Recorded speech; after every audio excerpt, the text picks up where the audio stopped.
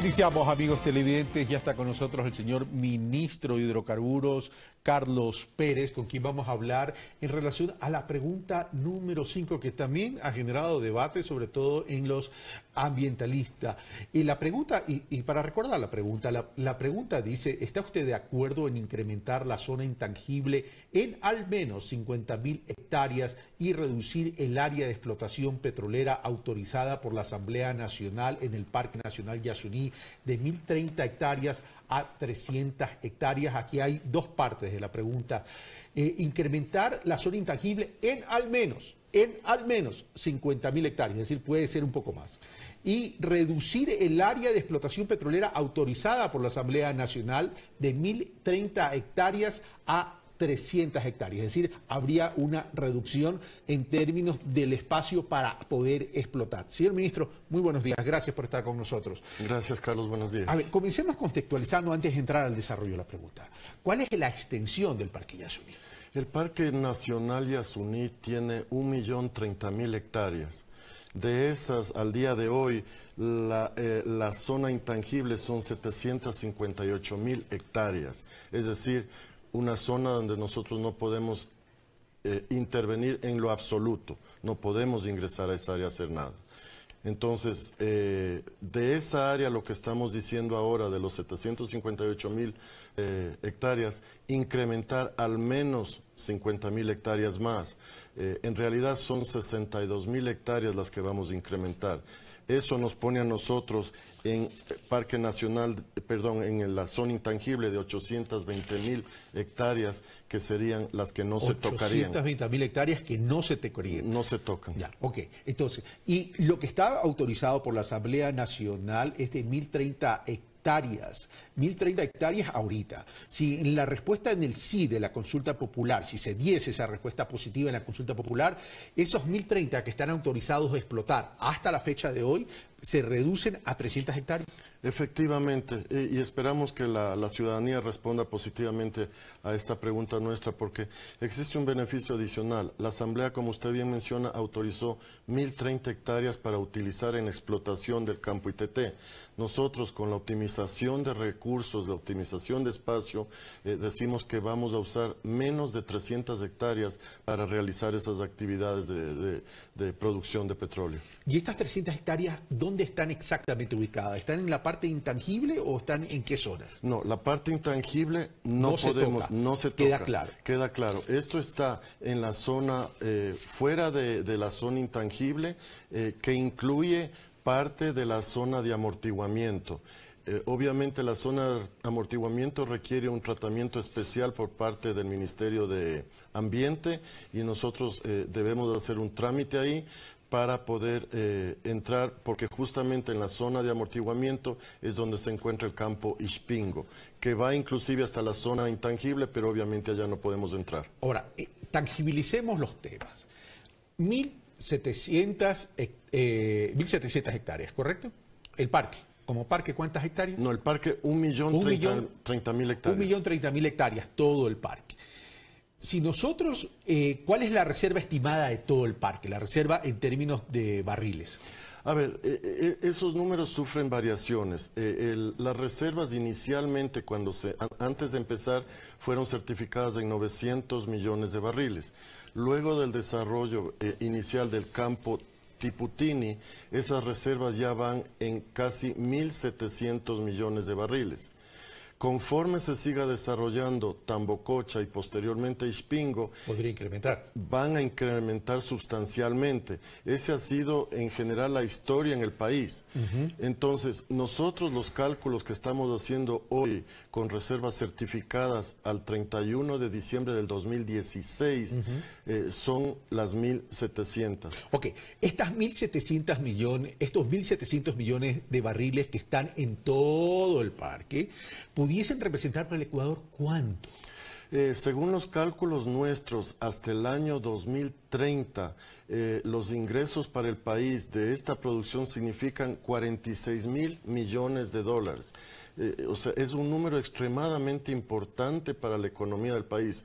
Son más de 2.000 millones por año que vendrían de ingresos únicamente de la producción de este campo. 2.000 millones por año. Ok, ahora, como no se va a explotar todo y se va a reducir a 300, ¿de cuánto estamos hablando para el Ecuador en términos de recursos? Si bien vamos a reducir el área, eso no significa que vamos a reducir la producción. La producción se mantendría y los números que yo le estoy mencionando son los que hasta ahora se han proyectado, es decir, 46.000 millones de dólares por ingresos. Podrían ser más una vez que encontremos o confirmemos mayores reservas. Esperamos tener una nueva certificación ahora en diciembre del 2017. Y cuando hablo de certificaciones son empresas internacionales expertas en certificación de reservas. No son certificaciones hechas por nosotros, por Petroamazonas ni la Secretaría de Carburos, sino son hechas por empresas especializadas en este tipo de trabajo. 46.000 millones para las 300 hectáreas en la medida que la respuesta sea positiva. Si la respuesta es negativa, quedaría 1.030 hectáreas, con lo cual esos 46.000 se incrementan muchísimo más, claro, con la potencialidad de tener mucho más reservas. Así es, así es. Vamos a ver conforme se vaya desarrollando el campo a qué número ascienden las reservas, pero hasta el día de hoy, como le digo, certificadas existen este número que es importante para el país. ¿Quién realizaría? ¿Sería la misma Petroamazonas quien estaría realizando la explotación? Efectivamente, de acuerdo a la disposición de la Asamblea Nacional, la única empresa que puede hacer la explotación del ITT es Petroamazonas. Obviamente nosotros usamos compañías de servicios para realizar los trabajos, pero la responsabilidad está en los hombros de Petroamazonas. Ahora, el Ecuador, si bien quiere apuntar a una economía no petrolera, el petróleo es importante todavía para ir cerrando brechas en ese sentido. El incremento de la producción o el incremento de la extracción sigue más o menos siendo igual desde hace 10 años. Ha habido variaciones, sí, para arriba, pero no son variaciones tremendamente significativas, señor ministro. ¿A qué se debe esto y cómo entonces incrementar esa extracción para beneficiarnos con los recursos, considerando que el precio del petróleo es una lotería? Nosotros estamos trabajando este momento agresivamente en buscar inversiones en el país. La única manera de incrementar producción es incrementar las actividades y el plan del gobierno del señor presidente Lenín Moreno es llegar a las 700.000 barriles diarios para fines del periodo presidencial. 700.000 barriles diarios. De 530 540, porque es una especie de electrocardiograma esto. Así es. Ahora, pero ¿cómo incrementar eso si Petroamazonas, los recursos de Petroamazonas pasan directamente al Ministerio de Finanzas y Petroamazonas termina casi descapitalizándose? Bueno, obviamente, según la legislación actual, toda la producción de petróleo de Petroamazonas se entrega a Petroecuador, quien negocia eso y los recursos entran directamente a la caja fiscal. Estamos trabajando hoy en día y una de las propuestas al gobierno nacional es tener una especie de autonomía financiera para las empresas estatales como Petroamazonas y Petroecuador. Autonomía financiera significa revertir, que no pase por la caja fiscal. No, significa que vaya toda la caja fiscal, pero conforme se produzca, la caja fiscal entregue un valor por barril producido a Petroamazonas. Un porcentaje de... un número, es decir, mi costo de producción hoy es $17, por ejemplo. Entonces, si yo le entrego al Estado 200.000 barriles, el Estado me entrega a mí 200.000 veces $17, que es mi costo de producción. Esa es una de las propuestas que está en la mesa en este momento.